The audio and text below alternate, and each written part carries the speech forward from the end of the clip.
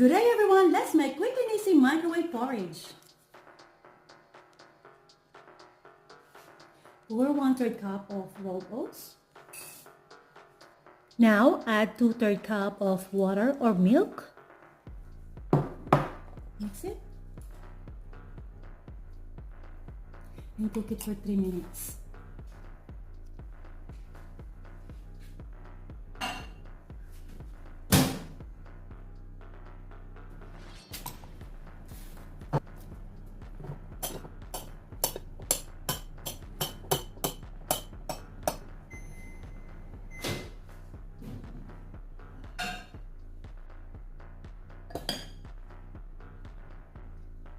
Top with bananas, dried fruits or nuts, brown sugar or honey.